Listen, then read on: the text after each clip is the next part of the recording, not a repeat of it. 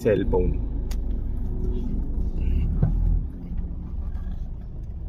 Maganda naman yung nila dito, waiting area. May pakape ba?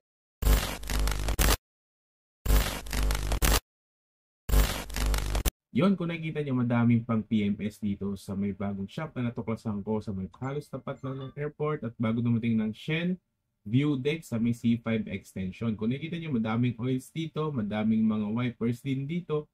So mga filters, meron din, mga mugs, meron tires. Parang typically, parang casa feels na rin na nandito kasi air condition room sila. Yun nga lang, magdala ka ng kape dahil wala silang pa free coffee. Pero okay lang yun, magkakano lang naman ng free coffee, di ba?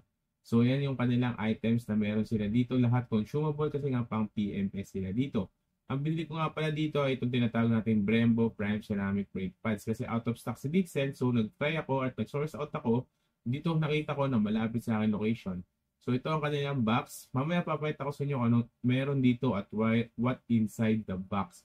Okay? So tignan natin. So tinatanggalan nila yung tires. Tatanggal na rin nila talaga yung ating tires. So, ilalagay na yun ni Kuya dito. So, dahan-dahan lang, no, at least kahit pa paano may matting at least hindi magagasgasan. So, tinatanggalan nila yung mga pins, kung ano man tawag natin dyan. 1035 na, nung nabaklas na nila yung left side, driver side natin. So, nahugot na rin nila yung stud. And then, chinecheck na rin nila, no. So, maganda dito kasi kahit pa paano, in-inspect nila talaga. Kasi, actually, ang gagawin ko lang talaga dito, sa shop nila is magpapa-install ako ng brake pads at bumili ako ng Brembo Prime Ceramic Brake Pad. Yun lang at wala nang iba. Ito yung shop na to, hindi kagaya ng iba na pinipilit ka bumili, pinipilit ka magpaganto, magpaganyan. Nagsasabi na sila sa akin, hindi pa nga nila sinabi sa akin na kailangan i-reface or alam ko naman na kailangan na i-reface, yun nga lang, hinintay ko talaga sila magsabi sa akin na dapat talaga i-reface na yung ating rotor disc kasi nga may lubog na. At nakikita nyo naman yung kapal pa rin ng Dixel, yun nga lang talaga may problema na sa pag-braking na sasakyan. So, unboxing tayo nito. Ito yung Brembo package nila, no? So, meron silang brake paste, meron silang manual, naka-cover din mismo yung kanilang brake pads. Ito, kahit pa paano meron, parang sa Dixel, I can't remember, parang wala yata. Unboxing na ni Kuya yung ating pads. Nakikita nyo naman, napakaganda nitong Brembo ceramic pads. May uka talaga. Opo. Very maintain normal. Oo. Kala ko ba't may uka pala talaga yan. Teka, sir. Sige lang. Ganun din naman.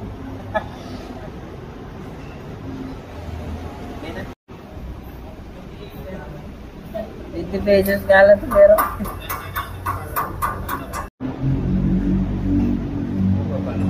Kaya pa naman. Ilang millimeter bawas yan? Nung ilang millimeter ba kailangan? May sukat. Okay. Dapat. Brother, delikado yung brake pad mo dito. Yan ang problema namin, mga ganito. Oo. Tapos malalaking gulong. Ganyan talaga nangyayari. Mabigat na kasi sir Mabigat na. Pag stock nga na Toyota, di kaya sa Baguio. Nangamoy sunog. Maganda, sir na ang maglakog na niyan setup po, mag-upgrade na ng caliper tsaka rotor. Sandaan eh. Yun lang talaga. Pero yun talaga pinaka-tapis dyan. Para kahit makasabay. Nakasabay na. Okay naman yan. Banayad ka nga lang talaga sa pababa. Kaya alalay ka na. Alalay lang talaga. Kasi mabigat to eh. 50 kilos yung bumper. Tapos last max tire. Max tire. Tapos yung mga suspension din. Dagdag ka kasi ng bigat. Oo. Okay, yung gagawin na nila Kuya ngayon, ano na, magre-repace na ako kasi may kain, ayun o, may alon. So, delikado rin yun sa braking. So, okay dito. Yeah.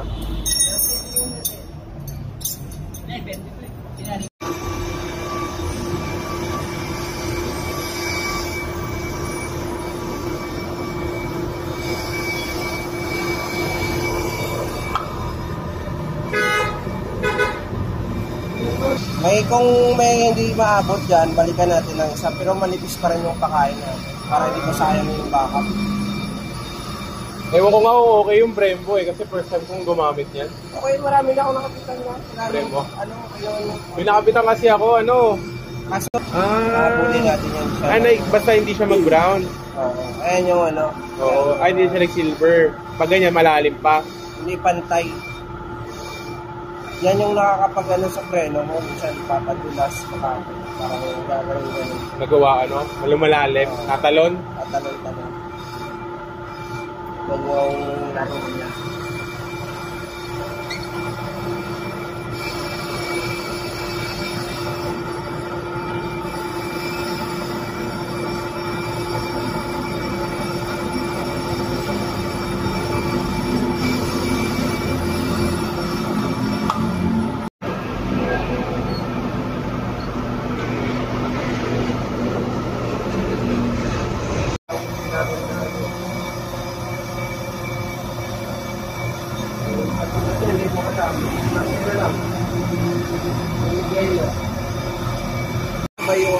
Kaya maganda pala, ganyan lang ang kain natin.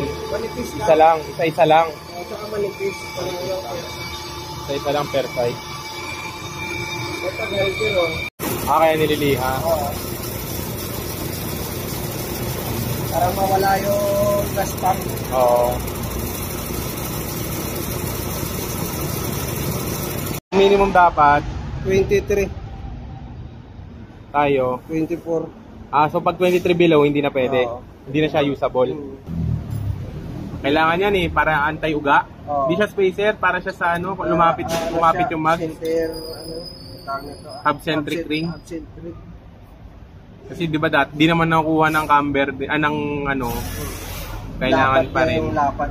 Sa center bore. Gumalaw at bubango mo.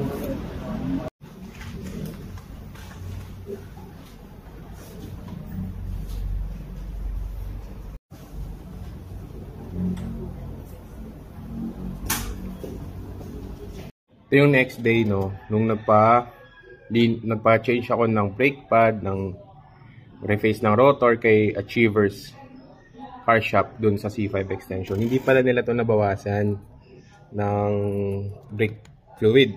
So, anong nangyari? Sumirit si brake fluid. And then, sumirit hanggang dito.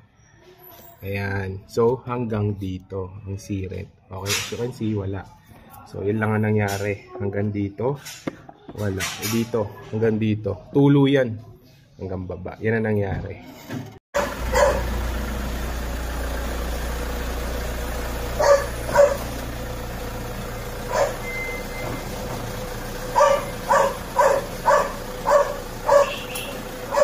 Siyempre, hindi mawawala ang pag-rate ko sa shop. Yung itsura ng shop nila is 10 out of 10. Okay na okay. Yung mga equipments nila, okay na okay. Ang ginamit din nila sa panglock ng sasakyan ko naka-torque wrench yan sila. Okay? Brembo ceramic brake pad ang akin napili kasi wala nga available na diesel brake pad sa tropa. So ito ang dahilan kung bakit ako napunta dito sa Achievers Tire Hub dahil sa Brembo brake pad na to. So okay naman. Order, tas nakuha na agad. Unboxing tayo, may manual tayo dito na hindi naman natin binabasa. Meron din silang brake paste na kailangan din pala to. So sa Dixel parang wala ako natatanda na may ganyan pero okay lang yan. So unboxing, si kuya nakikita nyo, bakit hindi red? Nagtaka din ako pero hindi ko na yan tinanong bakit hindi red yan. Kasi usually di ba dapat ang Brembo red. Pero okay lang yan, at least kahit pa paano napapalitan na yung ating Dixel. Yung taas ay Dixel, yung baba is Brembo. In-inspect nila dito ni kuya yung ginagawa. At kailangan pang gawin. Actually, ang sabi ko lang sa kanila, direct instruction ko is brake pad lang talaga ang kailangan ko. Which is, yun ang aking nararamdaman sa sasakyan. Pero nag-usap-usap sila, alam mo yun, nagbubulungan na kailangan ganito kasi yung rotor natin. So actually, malalaman mo naman yan as a owner. Kapag hinawakan mo yung rotor mo, kapag may alon-alon, may diferensya na yung rotor mo. May problema ka na sa braking system mo. Wag kang magtitipid pag sa braking system mo. Actually, pwede akong bumili ng rotor nito pero sabi nila dito is pwede pa daw makuha sa reface. Kasi hindi naman daw sobrang lalim ng uka ng rotor disc. Alam mo sa totoo lang, pwede ako bumili ng rotor disc. Kasi bundle talaga pag bumibili ako sa tropa niyan. Rotor at ng brake pad. Ngayon lang talaga ako hindi bumili kasi surprisingly, yung kanilang reface dito nagkakalaga ng 900 pesos o 1,000 below. Correct me if I'm wrong, call the shop. Yun ang aking nabayaran. I don't know kung promo yan. At least sa ganito palang rotor na to, sa pagre-reface, hindi pwedeng sabay na back to back yung ginagawa. Kasi may parang Parang may problema daw pag ganun ang gagawin. I-post mo na lang to, baka makatulong din to. Auto sticker program. May pa-discount sila dito sa kanilang shop. Ito ang sinasabi ko na hindi pwedeng dalawa yung binabawas agad sa inyong face, harap tsaka likod. Kasi nagtutulakan daw pala, may maliit na movement which is magkakaroon ng effect sa pagre-reface. So si Kuya ay napakabusisi ng kanyang ginagawa dito at dahan-dahan niyang nire-reface to. At ina-explain ni Kuya na medyo mataas nga daw talaga o medyo malalim na yung problema sa taas. So which is hindi nakuha kaya inulit-ulit niya to hanggang sa matapos. Wag po kayo magtitipid sa brake. Parang awa nyo na. Lalong-lalo na kung kayo ay automatic transmission dahil ito ang kailangan nyo sa inyong sasakyan. Okay? Importante to kaya wag nyo itong baliwalain. Okay? Ang sinasabi ko lamang talaga sa inyo, magpa-check up kayo, magpa-PMS kayo, wag yung sakay, park, gala, sakay, park, gala. Alalahanin nyo ang sasakyan, may buhay din yan. Lahat ng nangyayari dito sa sasakyan, may tinatawag na moving parts. At magkakaroon din talaga yan ng sira kasi nga, wear and tear. Kung titignan nyo naman dito, medyo patapos na si Kuya. Isang side na lang to at malapit na tayong matapos dito sa refacing. Nagkaroon lang tayo ng problema. Ito lang ang hindi na inaasahan. Nag-reface, naglagay ng bagong brake pad, sumirit yung brake fluid sa loob.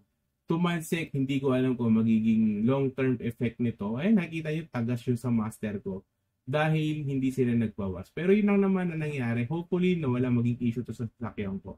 Okay, samahan niyo pa ako sa mga iba pang PMS natin sa sasakyan. Huwag kayong magtitipid, okay? Kasi mahal po pag kayo ay na-aksidente at maka-aksidente.